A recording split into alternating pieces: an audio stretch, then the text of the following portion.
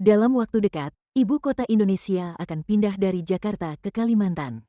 Tepatnya di daerah sekitar Penajam Pasir Utara di dekat Balikpapan, Kalimantan Timur. Ini adalah kesekian kalinya perpindahan ibu kota Indonesia. Jika melihat sejarah terkait perpindahan ibu kota negara Indonesia, maka sudah terhitung 4 kali Indonesia pindah ibu kota. Walaupun ada beberapa sumber yang menyebutkan Indonesia sudah 5 kali melakukan perpindahan ibu kota negara. Di sini kita akan membahas kota mana saja yang pernah menjadi ibu kota negara dari awal Indonesia merdeka. Dilansir dari Kompas, pasca proklamasi kemerdekaan Indonesia, Jakarta telah dikenal sebagai ibu kota negara.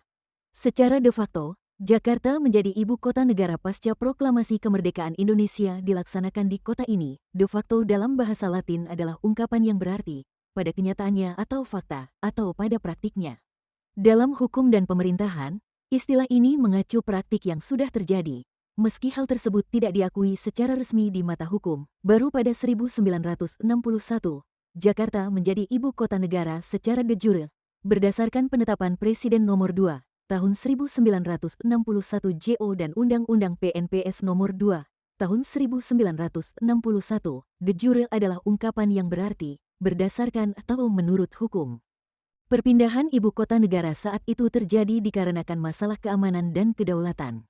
Sehingga, memaksa pemerintahan yang saat itu dipimpin oleh Presiden Soekarno harus memindahkan ibu kota negara. Pada tahun-tahun pertama pasca proklamasi kemerdekaan Indonesia, ibu kota negara di Jakarta berada di bawah tekanan. Masuknya tentara sekutu yang diboncengi oleh NICA pada tanggal 29 September tahun 1945, ditambah masih adanya sisa-sisa tentara Jepang yang belum ditarik membuat suasana memanas. Kondisi ini mengakibatkan terjadinya ketegangan antara rakyat Indonesia yang sudah menyatakan kemerdekaan dengan Belanda, di mana Belanda menganggap Indonesia masih wilayah kekuasaan jajahannya. Pada akhir tahun 1945 situasi kota Jakarta menjadi sangat kacau. Netherlands Indies Civil Administration, atau biasa disebut NICA Belanda, kembali membuka kantor di bawah kendali H.J. van Mook.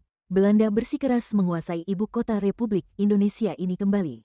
Presiden Soekarno menggelar rapat terbatas pada tanggal 1 Januari tahun 1946 malam di kediamannya, Jalan Pegangsaan Timur nomor 56 Jakarta. Dari hasil rapat terbatas, ada usulan mengendalikan negara dari daerah. Saat itu Yogyakarta dipilih menjadi alternatif, pada saat yang hampir bersamaan, tepatnya pada tanggal 2 Januari tahun 1946, Sultan Hamengkubuwono ke-9 mengirimkan utusan ke Jakarta dan menyarankan agar ibu kota negara dipindah ke Yogyakarta. Tawaran dari Sultan pun diterima oleh Soekarno. Alasan pemindahan ibu kota tersebut karena keadaan Jakarta tidak aman, sementara fasilitas di Yogyakarta cukup memadai untuk dijadikan ibu kota, sebab kota ini memiliki sistem pemerintahan yang telah terorganisir cukup baik. Di samping itu pula, secara de facto dan de jure, Yogyakarta merupakan wilayah kedaulatan Indonesia. Dengan demikian, sejak tanggal 4 Januari tahun 1946, Yogyakarta resmi menjadi ibu kota Republik, dan perjuangan melawan Belanda diteruskan dari kota ini. Presiden kemudian berkantor di Gedung Agung yang terletak di seberang bekas benteng Company Vriendeboek.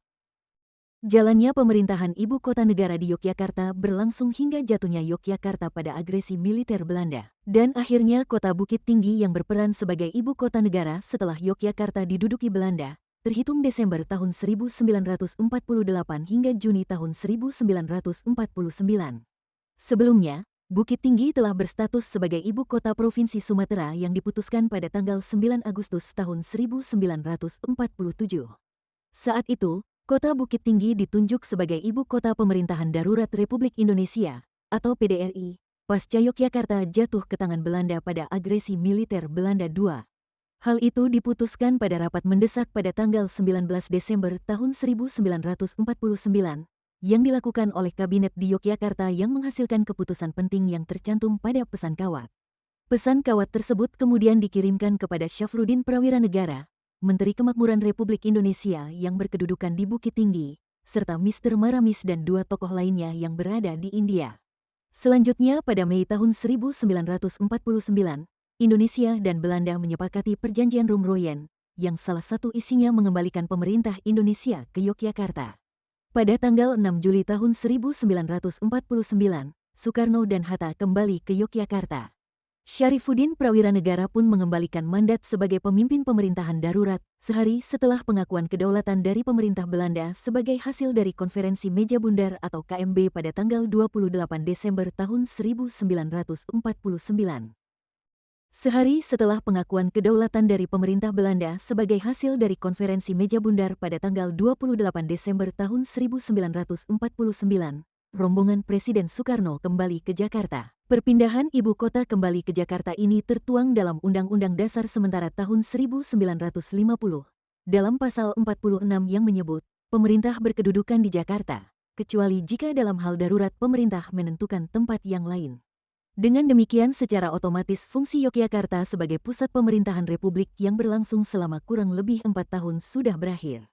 Pada tanggal 17 Agustus tahun 1950, pemerintahan Republik Indonesia secara penuh kembali ke Jakarta setelah Republik Indonesia Serikat atau RIS telah membubarkan diri dan kembali ke bentuk Negara Kesatuan Republik Indonesia (NKRI). Dan, Jakarta yang selama ini sudah menjadi ibu kota negara selama 74 tahun, akan digantikan lokasinya di wilayah Penajam Pasir Utara di Kalimantan Timur. Presiden Joko Widodo juga sudah memberikan nama bagi ibu kota negara baru tersebut yakni Ibu Kota Nusantara atau IKN. Itulah sedikit cerita sejarah perpindahan ibu kota negara Indonesia dari masa pasca kemerdekaan sampai sekarang. Terkait pro dan kontra perpindahan ibu kota saat ini, kita sebagai masyarakat hanya bisa mendoakan. Semoga ini bertujuan demi kemakmuran seluruh masyarakat Indonesia.